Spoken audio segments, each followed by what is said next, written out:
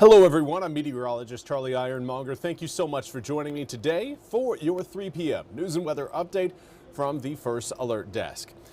Now, earlier today, former Governor Jim Hunt had a public funeral service that happened in Wilson. Now, he is North Carolina's longest serving governor who died last week. Now, Governor Josh Stein ordered all U.S. and North Carolina flags at state facilities to be at half-staff through sunset today in remembrance of the former governor.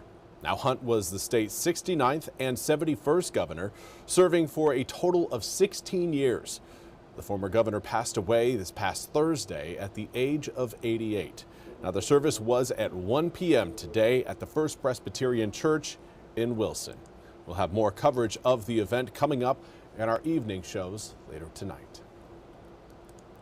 Now, we also want to turn our attention to the disastrous floods that happened in Kerrville, Texas earlier this year. NBC's Al Roker has a look back on the devastation in Texas. In Texas Hill Country, many knew a storm was coming, but no one could possibly imagine a disaster like this. In the early morning hours of July 4th, the skies opened up and the deluge began. 4 months worth of rain falling in just a few hours, overwhelming the banks of the Guadalupe River, rising more than 30 feet in Kerrville and fast. To have a river that's at 3 feet deep go to 32 feet in 1 hour. That's like a tsunami. That's like a dam break. That's almost like a storm surge from a hurricane. All along the riverbanks, homes, RVs, and campsites full of people asleep, unaware of the nightmare unfolding outside. It was apocalyptic. One of the areas hardest hit, Camp Mystic, a girls' summer camp along the river.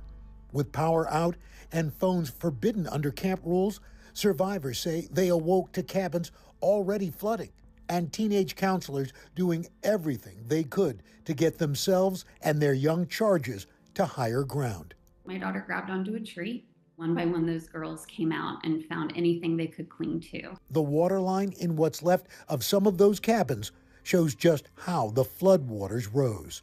25 young campers and 2 of their counselors losing their lives. Seal would be in 3rd grade right now.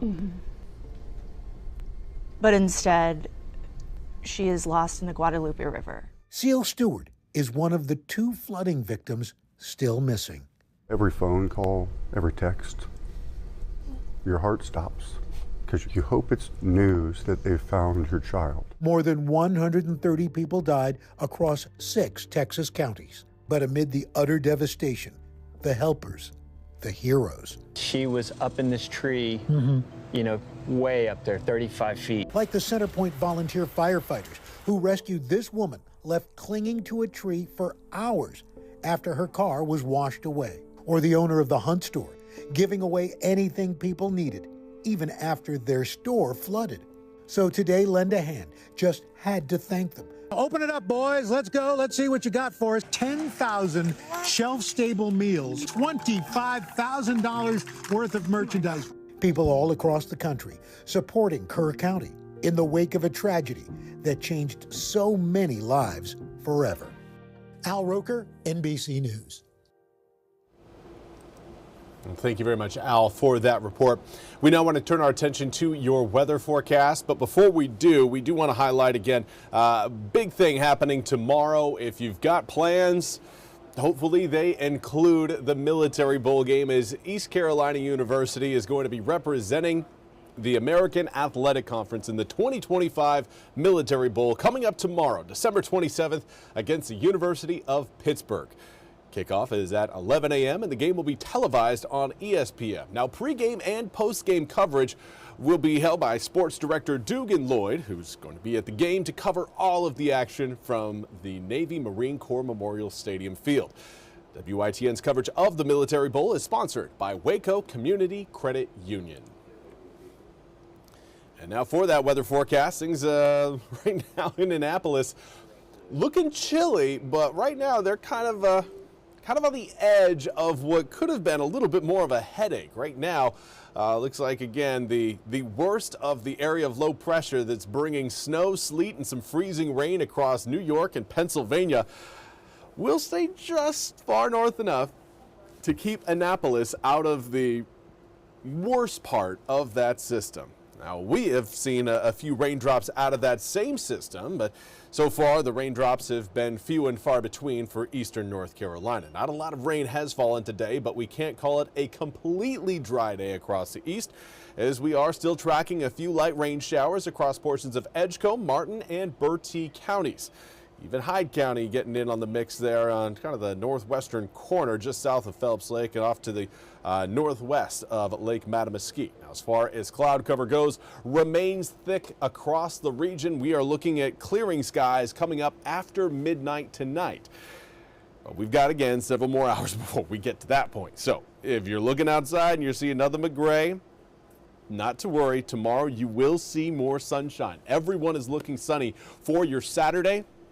Sunday cloud cover returns to the east. It's going to fill back in over eastern North Carolina skies. 48 degrees right now in Washington. We'll be warming up tomorrow, likely into the mid-60s. Going to be a noticeable change in air temperatures from what we've seen today. Most of the east today has actually stayed in the mid to upper 40s. Some of us have worked our way into the low 50s, but barely. Right now, we've got 50 degrees in Stumpy Point and Swan Quarter, 51 in New Bern as well as Hatteras. We've got 53 in Jacksonville, 52 in Keaton'sville, and 50 degrees in Beaufort.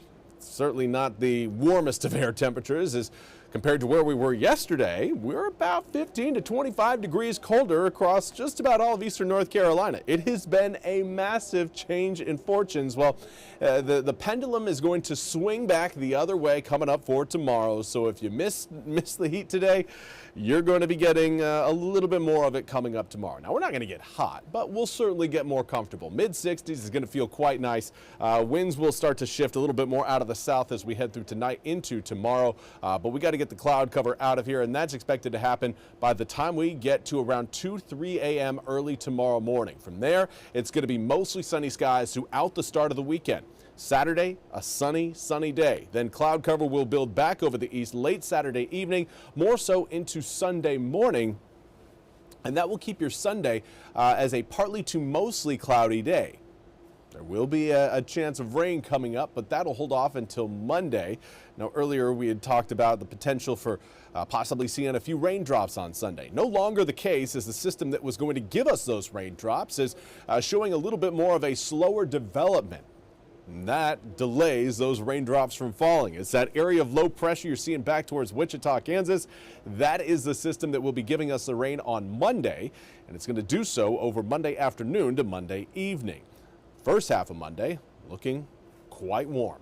Here's a look at your full 8-day forecast. Mid-60s coming up for tomorrow, low 60s on Sunday, and then low 70s on Monday. Yeah, if you're hoping for a little bit more heat in your life, Monday's the day for you. Now, air temperatures are going to fall substantially from Monday into Tuesday, dropping all the way from 71 degrees to 43 degrees on Tuesday. Now, we will try to warm back up a little bit as we close out 2025, but really not going to warm up much. 48 degrees for your high on Wednesday. Overnight lows, 31 degrees for Wednesday night into Thursday morning. But if you're wondering, okay, midnight temperature, what are we expecting to see as we ring in the new year? Likely upper 30s to low 40s. Plan on air temperatures generally being between around 40 to around 37 degrees across most of eastern North Carolina as 2026 begins. From there, again, looking at sunny skies for your Thursday and Friday of next week. Well, that's all we have time for today's 3 p.m. news and weather update from the First Alert Desk. I want to thank you so much for joining me. We'll be back with more news and weather coming up at the top of the hour. Until then, have a fantastic rest of your Friday.